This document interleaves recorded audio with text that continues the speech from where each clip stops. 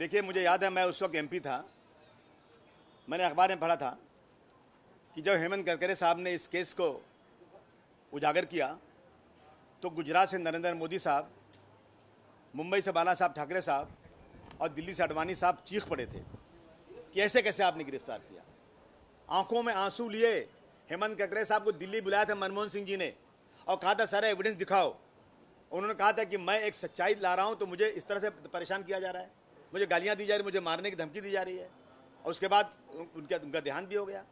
और मैं कहना चाहता हूं कि अभी थोड़े दिनों पहले इसी केस में रोहिणी सालियान जी, जो उसी केस की प्रोसिक्यूटर थी, मतलब जो सरकारी वकील सारे गवाहों को, सारे डॉक्यूमेंट्स को सजा दिलाने के लिए जज को पेश करता है, वही वकील साहबा कह रही थी कि मुझे ऊपर से प्रेशर है कि मैं जो है ना इन आरोपियों के साथ नरमी बरतूं, मतलब इनको छोड़ दिया जाए। उसी का नतीजा है आज।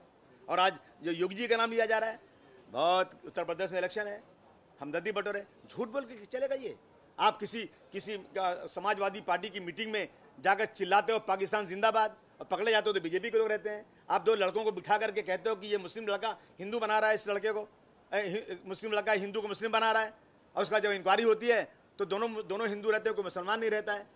तो इस तरह के आप पटाखे फोड़ दो पाकिस्तान के, जब हिंदुस्तान पाकिस्तान का मैच होता है और मुसलमान को पकड़ लेते हो। ये सारी चीज़ें जो है ना इस देश को बर्बाद करने वाली हैं। कुछ लोग जो है हमारी कौमी एकता को बर्बाद करने में तुले हुए हैं। याद रखो, इस देश को बर्बादी कर देना चाहते हैं। सच सामने आना चाहिए। सुनिए, सच सामने आना चाहिए। 4 सुप्रीम कोर्ट के जजेस बाहर निकले थे, वो कोई मुसलमान नहीं था, जज थे, सुप्रीम कोर्ट के सबसे बड़ी अदालत के जज।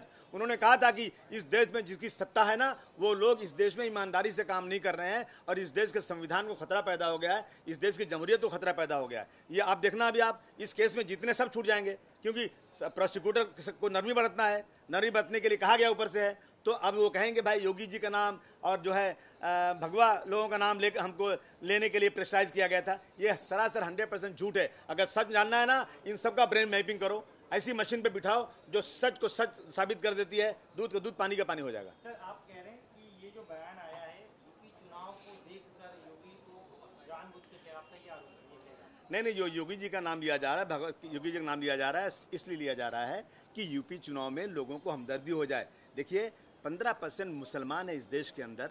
आपकी आंखों में किरकिरी बने हुए हैं, है क्या इनके पास? फुटपाथ पे खड़े हैं, पंचर बनाते हैं, साइकिल बनाते हैं, मजदूरी करते हैं। आप इनके पीछे लगे हुए हो। देखिए, अगर मैंने बार बार कहा, इस मुल्क के 5वें हिस्सों के साथ अगर इसी तरह से नाइंसाफी होगी ना, तो ये देश कभी भी डेवलप्ड कंट्री नहीं कहा जा सकता।